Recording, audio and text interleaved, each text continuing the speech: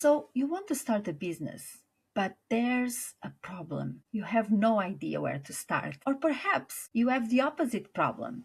You have 12,000 ideas, 4 notebooks full of ideas, 15 tabs open on your computer, and yet you can't decide on which idea to choose. Should you become a coach? Should you become a content creator? Should you teach something? Should you create a course? And the longer you think about it, the more confusing it becomes. If this sounds familiar, this video is for you. I'm gonna help you grab what you already know, your skills, your experience, your interests, and the things that people naturally come to you for help, and turn these ideas into business ideas that you could actually test. You don't need to discover the business you're going to be running for the rest of your life. This is one idea that you are going to test. You need to find something, one useful idea that will connect something that you do, that you know how to do, that you have experienced with a problem that someone needs help solving. That's the whole idea of the business. Hi, I'm Sarah, and I help midlife women get organized, focused, and finally follow through, whether they're starting a business, a side hustle, or just revamping their own life. So in the last video, we talked about the things you actually need to start a business and what you don't need. For example, you don't need a website right now. You don't need an elaborate funnel. You don't need the perfect branding or 17 different social media accounts. Remember, you are just starting out. You need someone you want to help. You need your ideal client, a problem you can solve, and one simple offer. But that may have left you with another question. Sure, I hear you. That makes sense. But what could I actually sell? So let's figure that out. And if you'd like to support turning your idea into a realistic plan and taking each next step, the link to Life Mastery Circle is below. You don't need to join with a finished business idea.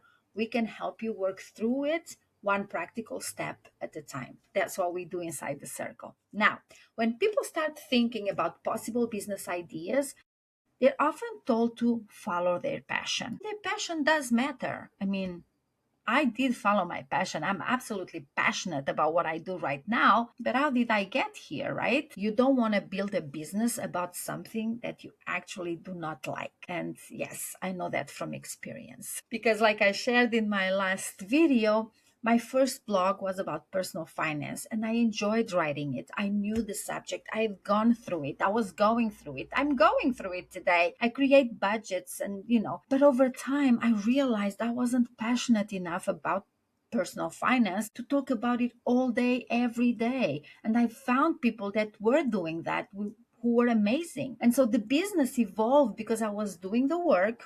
I learned what I enjoyed, what I didn't enjoy, and where I could make the greatest difference. But just the general idea of follow your passion on its own isn't particularly useful business advice. Let's just go with that. You might be passionate about reading crime novels on the sofa while eating ice cream. Doesn't automatically mean you should build a business around it. Although, to be fair, if somebody finds a way to make a business like that work, do let me know. I'm very interested. A good starting business idea usually sits at the intersection of three things: something you know, we talked about these, something you can help another person do, and the problem that person cares enough about to solve. So today we're going to look for your ideas in 4 different places.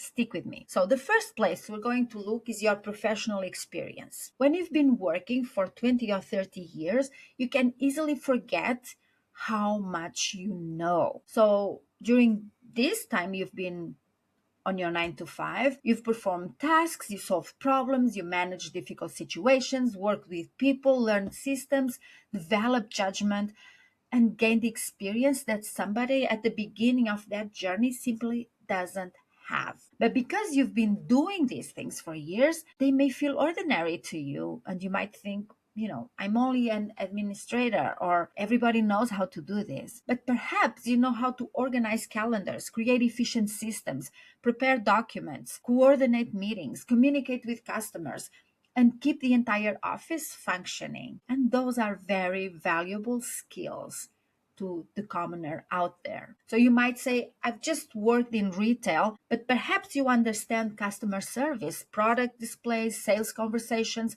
stock management, dealing with complaints. That's a big one. And creating, an experience that makes customers want to return. You might have worked in human resources and know how to write job descriptions, improve a CV, prepare someone for an interview, or help a small business create an onboarding process. Maybe you were a teacher. You know how to explain complicated ideas simply, create learning materials, plan workshops, or support children who learn differently. So instead of asking what does my job title is, just ask what did I become good at because of that work. Make a list of the tasks you performed, the problems you solved, and the things your colleagues regularly came to you for help with. Don't judge that list, just write it down. The second place we're going to be looking for life experience, and this is particularly important for women over 40 because we have lived through things. So you may have raised kids, supported aging parents, navigated divorce, moved to another country, managed a household on a limited income, returned to work after a long break, changed careers, improved your health, or rebuild your confidence after a difficult period. You may have organized a wedding, renovated a house, grown your own vegetables, helped the child prepare for university, learned to use technology that once intimidated you. Not every personal experience needs to become a business, and you should never feel pressure to turn your difficult chapter of your life into something you sell. Let's just make that clear.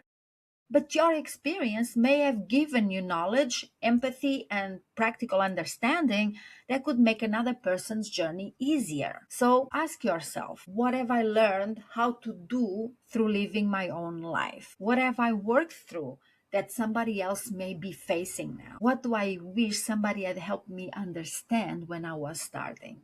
This is a big one. You are not looking for proof that you have everything perfectly figured out. You are looking for an experience that has given you something useful to share. Now, the third place we're going to be looking for ideas is what people already ask you for help with. This is one of the best sources of possible business ideas because other people often recognize our strengths before we do. What do your friends, relatives, colleagues, or community members come to you for? Now, I'm a very, very big lover of all things decorating. So I watch a lot of shows, I read a lot of magazines, decor magazines, feng shui, all the things. And most of the people that I read about that are amazing decorators that absolutely understand my vision is that they started because they started decorating their own house and started sharing it, and people started asking them for help with one room or some tips, and that's how they started their decorating journeys. And these are people that came from corporate. These are people that had no background in designing, but they just refined that eye, they have that vision, they understand it, and they turned it into a business. Now, you may choose not to do so. You might be awesome at crocheting, but you don't want to turn that into a business, which is fine. You need your fun stuff, your hobbies, right? So do they ask you to proofread something they've written, for example? Do they ask you for help organizing a room or plan a holiday or create an outfit, create something in Canva? That's very useful. Understand a budget, prepare for an interview, write a difficult email, read a spreadsheet, plan an event, cook a particular meal, make a decision. Perhaps people come to you because you're good at listening and helping them organize their thoughts. People may ask you to teach them understand technology because you make it feel easy and not intimidating. Or maybe they come to you when they feel overwhelmed because you're good at looking at chaos and identifying the next practical step. So pay attention to what people are coming to you for. Do they say things like, can you show me how to do that? Or you make this look so easy every time you help them out? I wish I could do that. Those comments are clues. Now, they also don't automatically prove that somebody will pay you for teaching them that, but that's something worth exploring. Now, the fourth place to look is at the problems you genuinely solve. This matters because being capable of doing something does not necessarily mean you want to build a business around it, like the crocheting. I'm capable of cleaning my bathroom. That does not mean I would like to turn it into a business. So look back at the lists you've created and ask, which of these things do I actually enjoy? What kind of problem gives me energy rather than draining me? What could I happily talk about, learn more about, or help someone work through? What kind of result would make me feel proud to help another person achieve? Now, you don't need to feel wildly passionate every second. I don't think anybody does. A business contains plenty of ordinary tasks, and there will always be things you don't particularly enjoy doing. But you need enough interest in the problem and the people you're helping to stay engaged with it. Now, at this point, you may have a list of skills, experiences, and interests, but a skill is not yet a business idea. You need to connect that skill to a person, a problem, and a result. So, for example, I'm good at organizing is a skill. I help overwhelmed self-employed women organize their weekly schedule so they can stop missing deadlines is the beginning of a business idea. I know how to use Canva is a skill. I create simple branded social media graphics for local business owners who don't have time to design their own is a business idea. See the difference? I'm good with money. It's broad.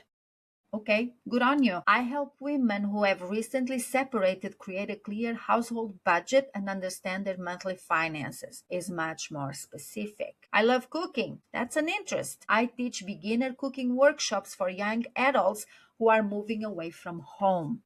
That connects interest to a person and gives a result. I've cared for an elderly parent is an experience you've had. I help families create a practical care information folder so everyone can find important contacts, appointments, and documents. Turns part of their experience into possible service or product. I love writing is an interest and a skill. I help small business owners turn their ideas into clear weekly email newsletters. Is an offer someone can understand. So see the difference? People are not usually searching for a person who loves organizing or is passionate about Canva. They are searching for help with something they need to accomplish. It's about them. It's very rarely about you. This does not mean that you have to choose an incredible narrow niche and stay there forever. It simply means that people need to understand what you can help them do. So here's a sentence I want you to try. I help blank do blank so they can blank. I help this type of person solve this particular problem so they can achieve this result. I help women returning to work prepare for interviews so they can feel confident explaining their skills and experience. I help busy families create simple weekly meal plans so they can spend less on groceries and stop wondering what to cook every evening. I help local wellness professionals plan and schedule their social media content so they can stay visible without spending every day online. See, it doesn't need to be the perfect sentence, it's a starting point. Don't get stuck on it, but it helps you see whether your idea is clear enough to explore. If you have several ideas, run each one through these 5 questions. First, do I understand the person I want to help? You don't need to know everything about them, but you should understand something about their situation, their frustrations, and what they want. Second, is this a problem they know they have? This is important. It is much easier to sell help for a problem someone already recognizes than to convince them that they have a problem they've never thought about. Third, would solving this problem save them time, money, reduce stress, make something easier, help them feel better, or move them towards something they want? The result doesn't have to change their entire life. Small problems are still valuable. Fourth, can I confidently help them make progress? You do not need to be the world's greatest expert, but you do need enough knowledge, experience, or skill to help someone who is a few steps behind you. And this can be as simple as, you've been through that, you know the drill, you are 2 steps ahead of them, and you can help them get to the point that you are, and you are constantly moving as well. So you are always going to be able to help them. You're 2 steps ahead of them. it's fine. And of course, certain subjects require professional qualifications, licenses, insurance, or legal and medical expertise. Make sure you understand the requirements that apply to the kind of help you want to offer. Fifth, can I test these ideas simply? This is very important.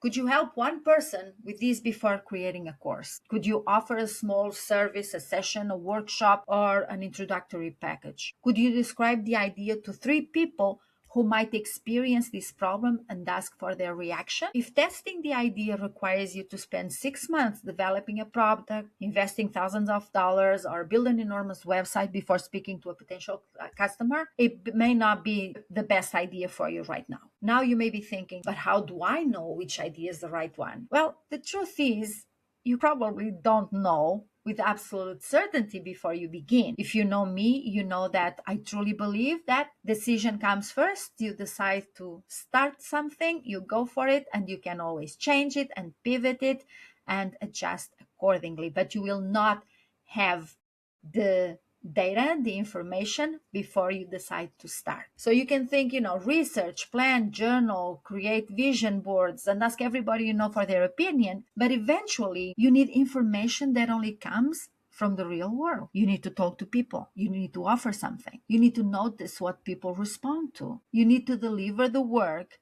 and discover whether you enjoy it. Your goal is not to choose your forever business. Your goal is to choose your first experiment. I want you to hear that clearly, because so many women stay stuck believing their first business decision has to be permanent. It doesn't. Your idea may become more specific. Your audience may change. It will probably change. Your offer will evolve. I'm sure of it. You may discover that people need something slightly different from what you initially imagined. That does not mean you failed or chose incorrectly. This is how you learn what the business needs to become.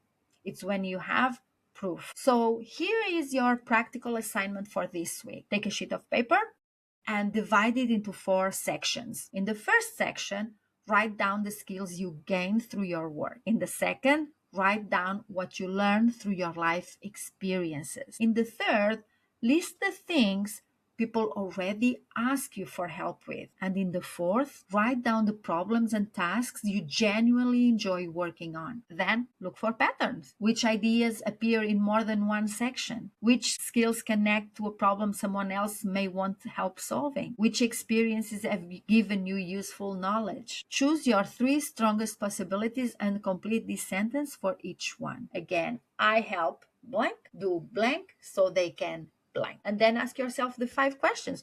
Do I understand this person? Is this a problem they recognize? Is the result valuable to them? Can I genuinely help them make progress? And can I test the idea simply? And by the end of this exercise, I want you to choose one idea to explore first. Not forever, just first. And go and speak to 3 real people who may experience that problem. And please don't begin by asking, would you buy this?